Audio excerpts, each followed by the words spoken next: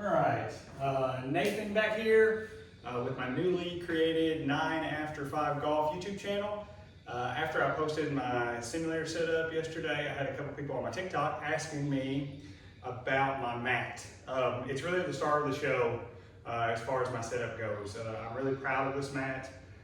I kind of designed it myself. I was looking online trying to figure out, what the perfect thing for me to do would be.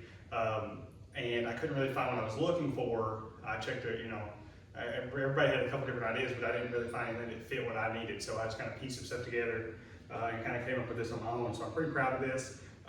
This is not my first mat. This is like my 10th mat. I started off with just one of these cheap mats right here that I ordered offline on the ground. I hit off it for a couple months here in the garage. I broke 2 irons and I hurt my wrist a little bit. So I quickly moved on from that. My next thing I did, I put thicker foam on the bottom of that. Helped a little bit, still not great. I even got like an ergo floor mat and put it under it, and that was probably the best thing that I did in here until this was an ergo floor mat that I just kind of laid on the ground and then put my mat on top of to hit off of. It really kind of softened it, made it a lot easier. But this right here, this is my design.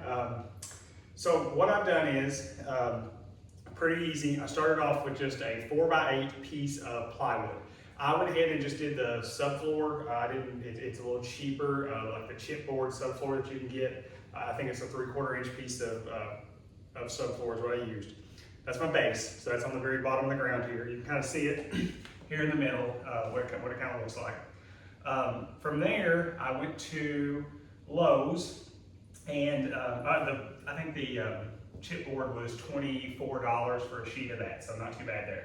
Also at Lowe's, I was there. I went over in the flooring section, and they have these interlocking foam tiles. They are, I think, for like workout mats and things like that. I think I bought a pack of those, which is also 4x8, which is perfect because it fits right on top of here without very little waste. I think it's a little wider, so I trimmed just a little bit off. It was like 26 bucks, I think, for that pack.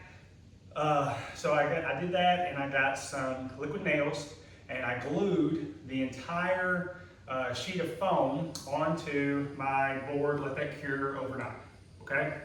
After that, I came back, and this green mat that I have right here, this is my new one, it is a 31 millimeter mat, which is kind of like the middle range of these. I bought it off of Amazon. It was $65, I think, when I bought it. Pretty decent. I went ahead and glued it to the edges of this thing. Same thing, using liquid nails. No big deal there. Before I did that, I put my T marker in, or my T in here, because I knew once I glued it, I wouldn't have access to that. So I went ahead and glued that into there. As you can tell, it took up, about 2/3 of the board right here. That's still left this part open. I'll get to that in just a minute. But then the real star of the show is kind of this divot board hitting mat that I made. So I've got it kind of already pulled out for you, and I just want to show you what it entails here. So this is basically, and you can kind of see it there. So that's my mat that I cut out, and that is a piece of acrylic, that like thin piece of plastic. I think it's 1/8 inch thick. Ordered off Amazon, it was $17. This is a 12 by 24 piece. And it's pretty, it's pretty flexible. It bends pretty good right there. So that's what gives your mat kind of like the real feel of hitting off ground. I then took some of the edges from my foam pad, or my piece of gym foam that I was using, and I cut them off here. And adjust this up just a little bit. I cut those off, glued those to the board using my liquid nails again on the edges. And then here in the middle, I think this is called like air conditioning foam. You put it around like your windows and stuff. Same thing, bought it at Lowe's. It was like $10 for a 20-foot roll or something. But it is much, much, much squishier. It is a much softer foam than this is, so it's a less dense foam. And what that does is it still supports the board, still holds it up. When you hit it, it allows this middle part to bend in, okay? That's what gives you the feel of hitting into the ground, taking a good divot with your golf swing. Then I took the glue, or I took the top part, and first off, I just took my piece of acrylic that I was using. I laid it over here on my mat with a razor knife, and I cut out the exact shape that I needed. And I also cut out the foam piece on the ground because I wanted this to go directly on the ground to make up for the space because I'm already gluing this on here. I needed some space here for this foam right here. So I cut that out exactly the size, took it and glued it on top of this board, put some weights on it, let it sit for a day. So that was ready to go after that. I also added Velcro, a piece of Velcro, one on each side, and there's a piece of Velcro on each side over here. One thing I did learn pretty quickly with Velcro on these things, less is more. I went with a 15-pound industrial strength Velcro. I think that is way too high. I probably could have got by with like a 4-pound industrial strength Velcro because when you try to pull this thing off, I've redone it a little bit and I didn't make this Velcro strip go all the way across, but when I had this strip going all the way across, it took about every ounce of strength that I had to pull it off the board. So this is your hitting mat. This is the main thing. Another cool thing about this is if you've ever hit on one of these cheaper mats, you wear out that middle spot. You know, in 6 months or so, you'll have it'll look worn, it'll look faded, you might have a tear in it or something, just because it is a cheaper mat. But with this design, I don't have to replace the whole setup here. I can just replace this one piece and keep going. I can buy different kinds of foam. I can try out different things here, different kind of hitting mat if I want to do that. So that right here, this is kind of the star of the show. This is the best part of this whole thing. It just kind of pops in here. You step on it a little bit,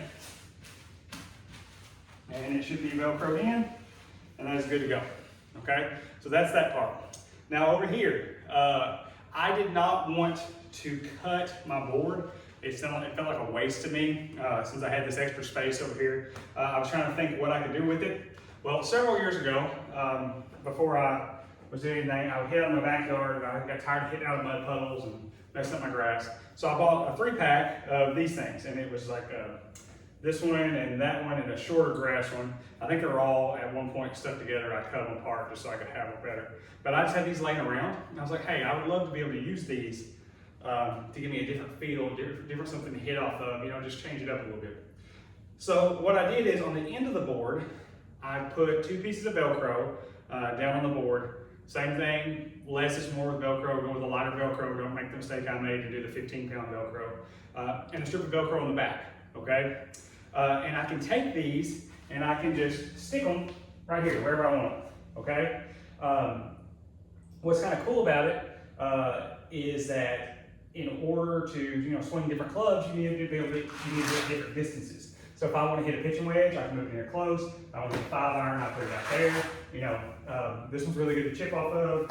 I've got a Divot action board that I bought a long time ago that you can see where it's going. On the back of it, just to make it the same level, I glued a piece of foam, a piece of my extra foam that I cut out of here onto there just to make it all the same height. So I can put that in there, use it if I want to, pop it out, do a different one, however I want to do it. This strip of different colored grass right here, don't think too much about it. I needed a little bit more if I was going to stand here to hit off of, and I did not want to stand on my divot board while I was hitting.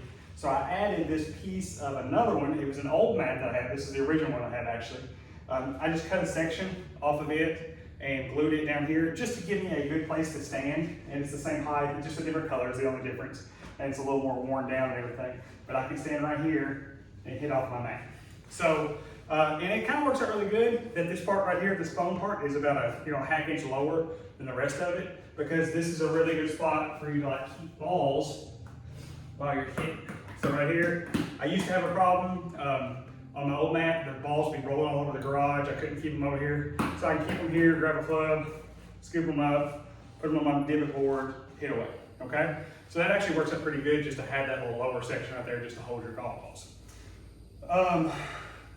On the edges, I knew I was going to have to rip these boards. I have a table saw, so I went into that. If you don't have a table saw, Lowe's will cut these boards for you.